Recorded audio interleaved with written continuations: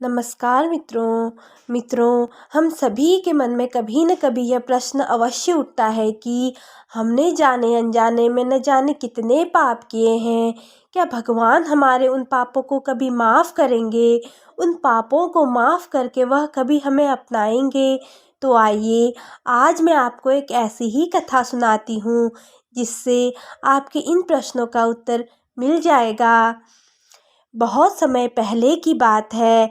श्री रंगनाथ मंदिर के महंत, जो कि प्रभु के प्रिय भक्त भी थे, अपने कुछ शिष्यों को साथ लेकर दक्षिण में तीर्थ दर्शन करते हुए एक नगर में पहुँचे।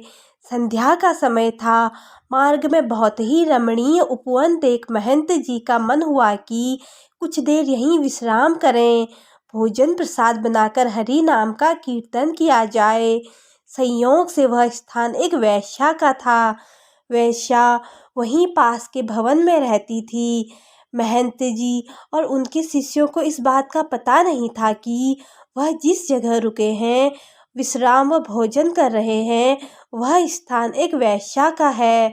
वेश्या भी दूर से अपने भवन से हरि भक्तों की क्रियाओं का आनंद ले रही थी। महंत जी बहुत ही सुंदर सुंदर श्वेत वस्त्र धारण किए हुए अपने साथ ठाकुर जी को भी लाए थे। आज मानो संतों के प्रभाव मात्र से पाप आसक्त उस वेश्या के हृदय में भी प्रभु के प्रति प्रेम व भाव जागृत हो रहा हो। वह दूर से ही अपने भवन से ठाकुर जी के दर्शनों का आनंद ले रही थी।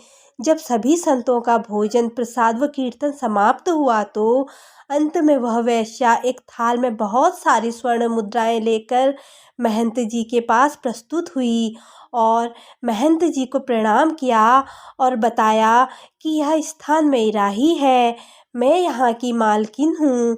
महंत जी को बड़ी प्रसन्नता हुई और आभार व्यक्त करते हुए उन्होंने कहा, यह बहुत ही रमणीय स्थान है, हमारे ठाकुर जी को भी बड़ा पसंद आया है, यहाँ कीर्तन में भी बड़ा मन लगा। अब वेश्या ने वह स्वर्ण मुद्राओं से भरा हुआ थाल महंत जी के सेवा में प्रस्तुत किया।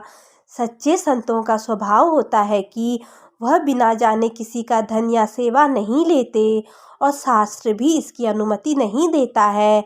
अतः महंत जी ने उस वेश्या से कहा, हम बिना जाने यह धन स्वीकार नहीं कर सकते, आपने किस तरह से यह धन अर्जित किया है।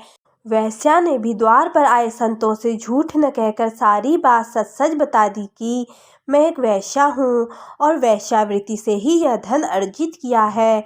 इतना कहकर वह महंत जी के चरणों में पूर्ण समर्पण करते हुए फूट फूट कर रोने लगी और महंत जी से श्री ठाकुर जी की भक्ति का दान देने का अनुग्रह करने लगी।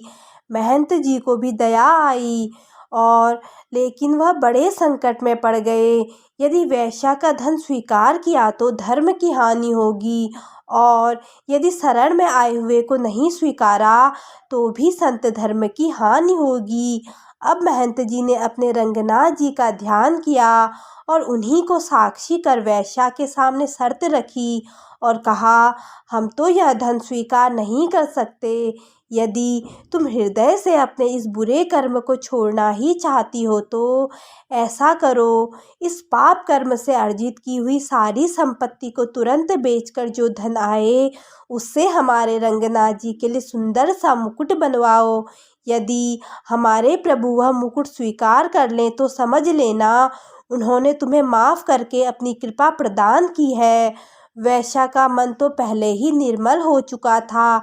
महंत जी की आज्ञा को शिरोधार्य कर तुरंत ही संपूर्ण संपत्ति बेचकर उसने रंगनाथ जी के लिए 3 लाख रुपए का सुंदर सा मुकुट बनवाया और महंत जी के साथ रंगनाथ जी मंदिर के लिए प्रस्थान किया।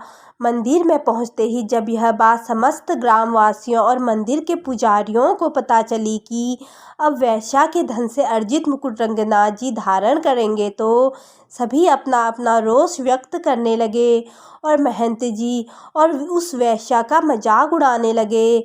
महंत जी सिद्ध पुरुष थे और रंगनाथ जी के सर्वविदित प्रेमी भक्त भी थे, तो किसी ने उनका विरोध करने की चेष्टा नहीं की।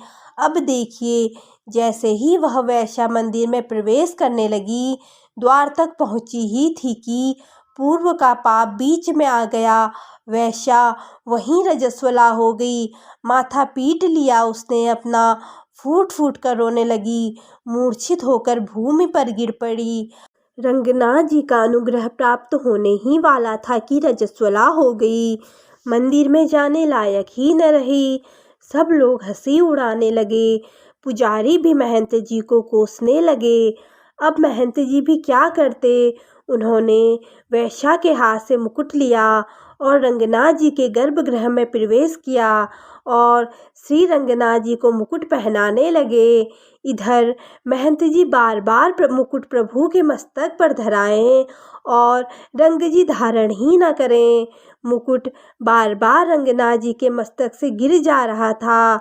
अब तो महंत जी भी निराश हो गए और सोचने लगे कि हमसे ही बहुत बड़ा अपराध हुआ है।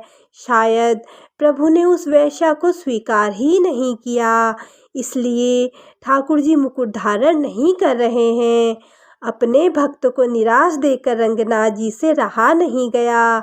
अपने श्री विग्रह से ही बोल पड़े, बाबा आप निराश मत हो।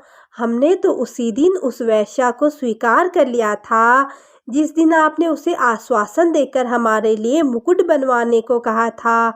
महंत जी ने बोला, प्रभु जब स्वीकार कर ही लिया है तो फिर क्यों उस बेचारी का लाया हुआ मुकुट धारण नहीं कर रहे हो। रंगनाथ जी बोले, मुकुट तो हम उसी वैश्या के हाथ से धारण करेंगे, इतने प्रेम से लाई है तो पहनेंगे भी उसी के हाथ से। उसे तो तू बाहर ही छोड़कर आ गया और खुद मुकुट पहना रहा है। महंत जी ने कहा, प्रभु वह रजस्वला है और मंदिर में प्रवेश नहीं कर सकती। अब तो रंगनाथ जी जिद करने लगे, इसी समय लाओ, हम तो उसी के हाथ से पहनेंगे। मंदिर के समस्त पुजारियों ने प्रभु की यह आज्ञा सुन दांतों तले उंगलियां दबा दी। संपूर्ण मंदिर में हाहाकार मच गया। जिसने सुना वह अचंभित हो गया। रंगनाथ जी की आज्ञा को शिरोधार्य कर सैकड़ों लोगों की उपस्थिति में उस वैश्या को सम्मान पूर्वक मंदिर में प्रवेश कराया गया। अपने हाथों से वैश्या रंगनाथ जी को मुकुट धारण कराने लगी। नैनों से अविरल अश्रु की धाराएं बह रही थी। कितनी अद्भुत दशा हुई होगी। रंगनाथ जी भक्त की इसी दशा का तो आनंद ले रहे थे। रंगनाथ जी का श्री विग्रह बहुत बड़ा होने के कारण ऊपर चढ़कर मुकुट पहनाना पड़ता है। भक्त के अश्रु से प्रभु के संपूर्ण मुखारविंद का मानो अभिषेक हो गया। वैश्या के मुख से शब्द नहीं निकल रहे थे, नयन अविरल अश्रु बहा रहे थे।